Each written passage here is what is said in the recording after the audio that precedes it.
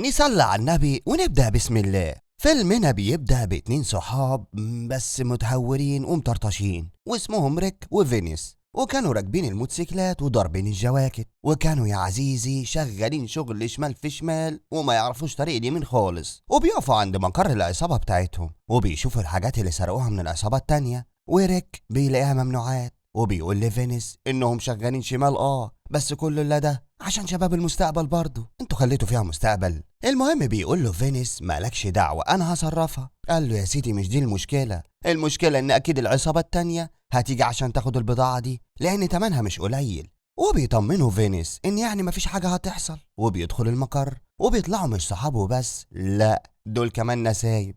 فينيس متجوز بس اخت ريك ومخلف منها، وكانت هربانه منها يعني زي جوزها بالظبط، الطيور على اشكالها تقع. وبيزعق لها ريك وبيقول لها تروح البيت لبنتها بدل الصياعه اللي هي فيها دي، بس هي بتنفض له وبيشربوا كاسين. وبعدها بتقوم ترقص مع حبيب القلب، وفجاه بيلاقوا العصابه هجمت عليهم ونازلين ضرب ورصاص فيهم ما كانوش راحمين، ورصاصه منهم بتيجي في بس فبيداريها ريك بسرعه لحد ما العركه تخلص. وفينيس بيروح يضرب فيهم وللأسف بس بتودع والدم بيفور عند فينيس وبيطلع يغربلهم كلهم لوحده، والباقوا بيمشوا خايفين. المهم بعد 15 سنة بنشوف ريك وهو عايش في مكان بعيد عن المدينة شبه الصحر كده، وكان بيدرب بنته كايلا على السلاح، بس كان بيعلمها وبس لأن محدش يعرف ماضيه غير مراته لوري، وكان أساسا تاب وحاله اتصالح من ساعة آخر مرة وبعد بقى عن القرف ده كله. وكان عنده بنت تانية بس مهيبرة واسمها بيج، ودي كانت بتعشق أغاني الروك يعني زي عينيها، وفاشلة في الدراسة عكس كايلا، وكانت بتعزف بالجيتار. وتحت كانت لوري بتحضر الأكل عشان عاملين حفلة كده على الضيق، وبتنادي على ريك وكايلا وبيوقفوا تمرين. وبيطلع ريك البيج وبيتخانق معاها عشان صوت الجيتار عالي، بس بيتفاجئ لما بيلاقيها مطلعة حاجاته أيام طيش الشباب، وبيتوتر وبيسألها جابتها منين، فقالت له انها لقيتها في الجراج، فبياخدها منها وبيحذرها تقرب من الحاجات دي تاني، وبيقول لها تنزل لهم تحت. في نفس ذات الوقت بنشوف فينيس وهو خارج من السجن، وكان محبوس بقاله 15 سنة وبياخد حاجته وبيخرج أخيرا. هنرجع بقى لبيت ريك، وكانت بيج مش طايقة حد ولا طايقة نفسها، وأول ما بتشوف صاحبتها هايلي الضحكة بتبقى واصلة لودانها. وكايلا بتقف تتكلم مع قريبتها وبتقول لها إنها خلاص هتتخرج السنة دي وهتبقى أشطر مدرسة زي أمها. وبيجي ريك ياخد قريبتهم على جنب وبيقول لها إن بيج لقت حاجاته بتاعت زمان، وخايف واحدة من بناته تعرف ماضي المنيل ب60 نيلة، وكان حاسس إن في مصيبة جاية لهم. فبتقول له ما يقلقش لأن المصيبة دي قدامها حوالي بتاع سنة وتجيلهم، وشكلهم كده يا عزيزي قصدهم على فينيس. وبتسمعهم كايلا وما كانتش فاهمة حاجة خالص. وبنشوف بيكي وهي مع صاحبتها في أوضتها وكانوا فاشلين وبيشربوا لهم علبة كوكو الضعيف. وكانت بيجي نفسها تطفش من البيت وتروح نيويورك، وصاحبتها بدل ما تنصحها كانت بتشجعها، والمنيلة بتقرر تهرب لنيويورك يوم كده من نفسها. بس المشكلة إن أهلها كانوا بيراقبوا تحركاتها من التليفون عشان عارفين إنها سايحة منها وعندها خالة هبلة. الناحية التانية بيروح فينيس للمقر، والكل بيتصدم لما بيشوفه عشان المفروض كان يخرج كمان سنة، وبيسلم عليه صاحبه وبيسأله خرج إزاي، فبيعرفوا إنه خرج حسن سير وسلوك. وبيستغرب صاحبه وبيقول له مين حسن سلوك ده، اصل استحاله اكون سمعت كويس. فبيحكي له فينيس انه خلص على واحد في الزنزانه ولبسها لواحد تاني وساعد الشرطه يمسكوا الراجل الغلبان، وعشان كده خرج سنه بدري. وبعدها بيسأله على مكان الراجل اللي بسببه دخل السجن، وبيعرفه انه اشتغل في بنزينه وبقى عايش منعزل. تاني يوم الصبح بترجع كايلا من المكتبه وكانت لوري بتحضر الغدا، والغريبه ان بيج بتقول لامها انها هتساعدها، وطبعا كده كانت عايزة تستأذنهم على مصيبة جديدة. وعلى الغدا بتقول لهم إنها جالها فرصة في فرقة موسيقية في نيويورك عن طريق قريب هايلي صاحبتها، وطبعا بيرفضوا. فبتديلهم التقيلة وبتقول لهم إنها عايزة تسيب الدراسة خالص، كده كده هي مش نافعة فيها، بس برضه بيرفضوا وبيقولوا لها إنها فاضل لها حبة صغيرين وتتخرج من الثانوي. فبتتعصب وبتهلفط بالكلام وبتقول لهم إنها مش بتطيقهم، وإنها لو بإيديها تختار ما كانتش اختارتهم يكونوا أهلها. وطبعا بيزعلوا جدا من كلامها وبيتعكننوا وما بيكملوش اكل خالص وما كانوش عارفين يعملوا معاها ايه. وبتطلع لها كايلا وبتتكلم معاها في اللي حصل، قالت لها بلاش تعيشي دور الاخت الكبيره اللي مش بتغلط ده، عيشي حياتك زي ما انت تختاري. قالت لها انت بتعملي كده ليه، دول حتى مش حارميننا من حاجه، هم عايزين مصلحتنا. قالت لها من الاخر كده انا ههرب. وبتقول لها انها هتبقى اشهر مغنية روك وبكرة يتمنوا يتصوروا معاها. فبتقول لها بدماغك دي شكلنا هنتصور معاكي بس في اسم الشرطة، وبتطلع وبتسيبها. وبالليل بنشوف فينيس وهو مستني قدام الاسم، واول ما بيطلع ظابط معين بيروحوا بيهددوا وبيسألوا عن واحد سلمه للشرطة زمان من 15 سنة، والظابط كان رافض يفتح بقه، بس في الاخر بيجيب ورا عشان فينيس كان مطرطش وحالف يخلص عليه. وبيقول له ان اللي بيدور عليه غير اسمه هو وعيلته كلهم ونقلوا البيت جديد، وبيديله العنوان. فينيس قال له لو كلمة طلعت من لسانك هكة ولا هكة هعمل لدماغك سوفت وير وعلى مزاجي كمان. في الناحية التانية بتحلم كايلا بكابوس وبتصحى مفزوعة وبتروح لأوضة أختها تتكلم معاها، والصدمة بقى إنها ما بتلاقيهاش وبتعرف إنها هربت وعملت اللي في دماغها، وبتشوف مكانها من الموبايل وبتروح لها بالعربية. وبنشوف فينيس وهو بيركن قدام البيت، وبتروح كايلا لأختها وبتاخدها عشان يروحوا. في الوقت ده كانوا أمهم وأبوهم نايمين وبيسمعوا صوت في الشقة، وبيقوم ريك يشوف في إيه بس ما بيلاقيش بناته، فبيروح بسرعة لمراته وبياخد السلاح من الدرج وبينزل يخبيها في مخبأ في السلم، لكن بيتصدم لما بيلاقي فينيس في وشه. والمفاجأة بقى يا عزيزي إن ريك هو اللي سلم فينيس للشرطة زمان من بعد وفاة أخته، لأنها ماتت بسببه عشان مرضيش يرجع البضاعة. ومن ساعتها وهو غير اسمه وحياته كلها، والشرطة حطته تحت نظام حماية الشهود، وبينزلوا ضرب طحن في بعض. وبيطلع ريكو انذارا من البيت وبيلاقي عربيته وبناته راكبين فيها، وبيركب بسرعة وبيقول لهم يجروا بالعربية، وطبعا ما كانوش فاهمين حاجة وبيسألوا عن أمهم، فبيقول لهم إنها كويسة ومستخبية. وبيلفوا من طريق تاني وبيقفوا بعيد عن البيت، ولما بيلاقوا فينيس خرج بيدخلوا، بس الصدمة لما بيلاقوا لوري ماتت وفينيس لقى مكانها وبينهاروا كلهم. وريك بيقول لعياله يطلعوا ياخدوا أي حاجة ضرورية عشان لازم يمشوا دلوقتي، وبتاخد كايلا سلسلة أمها وبيمشوا وبيسيبوها. تاني يوم الصبح بيوصلوا لفندق صغير جدا، وبيسألوا ريك عن اللي حصل وليه ما اتصلوش بالشرطة، فبينهار وبيحكي لهم عن ماضيه وانه كان السبب في حبس صاحبه واتحط في نظام حماية الشهود، بس اكيد حد من الضباط باعهم وقال على عنوانهم عشان كده ما اتصلش بيهم. وبيوريهم صورة ليه زمان ايام ما كان في العصابة، عشان كده منع بيج تسافر نيويورك لان العصابة اساسا مستحلفاله، وبيج ما بتتوصاش وبترصهم له.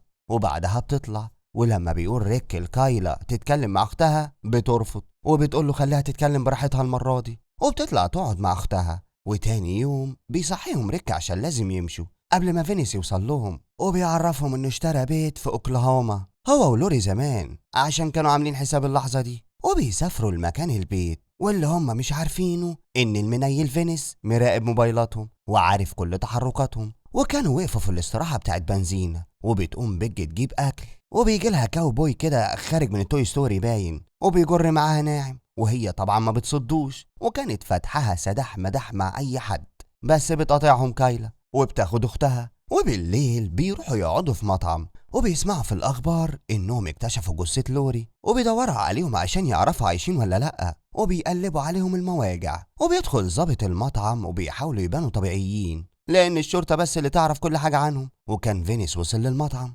وبيبوظ كاوتشات عربيتهم، وبعدها بيدخل عليهم المطعم. وريك اول ما بيشوفه بيخلي عياله يطلعوا يجروا، وفينيس بيسيبهم عشان مش هيعرفوا يهربوا، وبيقعد هو مع ريك وبيطلب اكل على حسابه، وبيقول له يتصرف طبيعي لحد ما الظابط ده يطلع. وبيلاقوا كايلا وبيج الكاوتشات جالها هبوط على الارض، وبيقفوا من بعيد يتفرجوا عليهم من جوه المطعم. وكان فينيس بيهدد صاحبه انه هياخد الحاجة اللي منحها عنه من 15 سنة. وهنا بقى يا عزيزي كانت الصدمة، بنعرف ان بيج تبقى بنت المطرطش ده، هي اصلا مطرطشة زيه الدم بيجري برضه. وعلى حظ ريك المنيل الظابط بيطلع، وعلى طول فينيس بيضرب ريك. في نفس الوقت ريك بيضربه بالسلاح والطلقة بتيجي في رجله، بس فينيس بيقدر ياخد منه السلاح وللأسف بيخلص عليه وبيودع هو كمان وبيحصل مراته. والبنتين ما كانوش سامعين حاجة بس شايفين اللي بيحصل، وبياخدوا بعدهم وانذرن على طول. وبتقع بيج من صربعتها وبتتعور، وبيوصلوا المكان مهجور يستخبوا فيه، وبيروح لهم فينيس بس ما بيلاقيهمش، وكانت رجليه وجعاه فبيسيبهم لان كده كده مراقب موبايلاتهم. وبتقول كايلا لبيج انهم لازم يروحوا البيت اللي قال عليه ريك، وبيستغربوا ازاي فينيس عارف كل خطواتهم وبيعرفوا انه مراقب موبايلاتهم. ولسه بيج هتكسر الموبايل بتوقفها كايلا وبتقول لها بطلي غشامه بقى وتعلمي مني، وبيحطوا الموبايلات في عربيه حد غريب عشان يشتتوا فينيس. وكان فينيس ساعتها بيعالج جرحه وبيفضلوا كايلا وبيج ماشيين لحد ما بيقفوا عند فندق، وبتقعد كايلا تعالج جرح بيج، وكانت بتهون عليها، وأول ما بتدخل عشان تستحمى بتعيط بحرقة، وكانت سترونج وومن كده مش عايزة تبين لأختها إنها مكسورة. وبيج بتفتح الشنطة اللي كانت مع ريك، وبتلاقي فيها سلاح وصورة لريك وفينيس ولوري، وبتطلع ساعتها كايلا من الحمام، والمفاجأة لما بتلاقي شهادة ميلاد ليهم بأسامي تانية، وبيج بتتصدم إنها بنت فينيس، وبتسأل كايلا لو كانت تعرف إنهم قرايب مش إخوات، فبتتوتر كايلا وبتقول لها إنها كانت شاكة لأن وهي صغيرة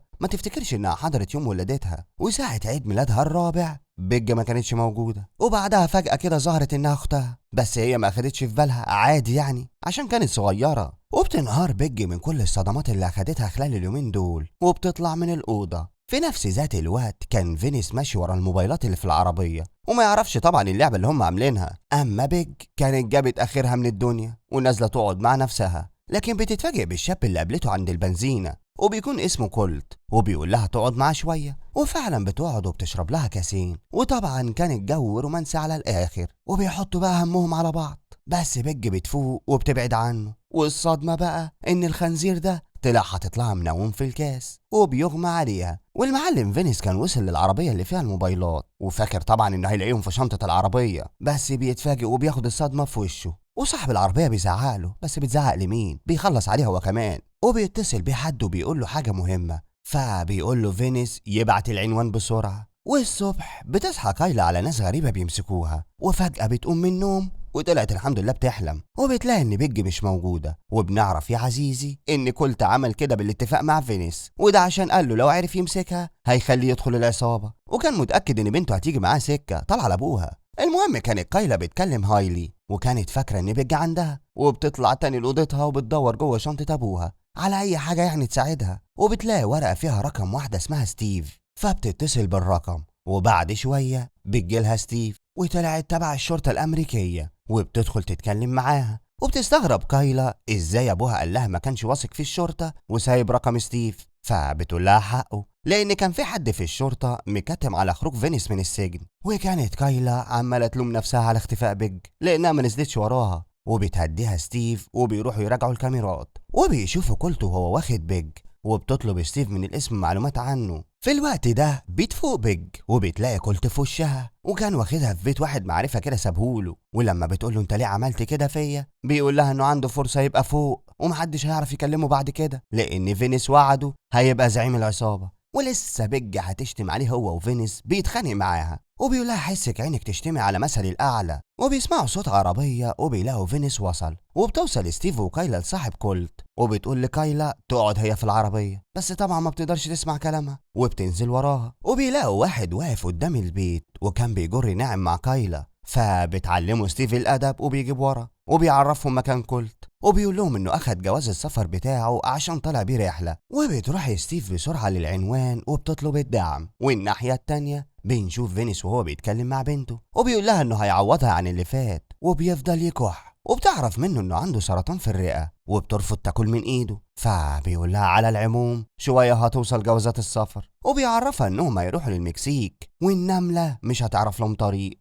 وبيكمل وبيقول لها انهم هيعيشوا اسره سعيده جميله لطيفه لحد ما ربنا يفتكره، فبتف بيج في وشه وبتقول له ربنا ياخدك دلوقتي، وبيفضل يحاول معاها يكرهها فريك. وبعد شويه بيسمعوا صوت عربيه وبيروح فينيس يشوف مين، وبيطلع على الراجل اللي جايب الباسبورات، وبتحاول بيك تفك نفسها وبتنجح فعلا. وبالليل بيوصلوا كايلا وستيف لمكان بيج، بس بيجي لهم واحد من رجاله فينيس وبينزل هو وستيف ضرب في بعض، وبيطلع واحد تاني وبيضرب نار على ستيف، فبتجري كايلا وبيجري وراها فينيس، وبيخلي كولت يروح يراقب بيج، واول ما بيدخل بتضربه، لكن للاسف بيمسكها وبينفضها. الناحيه التانيه ستيف بتطلع عايشه والرصاصه جت بس في كتفها، في الافلام عادي الرصاصه دي ما بتعملش حاجه، وبتروح تنقذ بيج قبل ما كولت يخلص عليها، وبتخلص هي عليه، وبتجري بيج عشان تلحق كايلا، وكان ساعتها فينيس بيضرب نار عليها، بس هي بتتدارى، وبتجيلهم بيج وبتطلب منه يسيبهم في حالهم، وبتهدده بالسلاح، فبيقول لها لو تقدر تخلص عليه تعملها،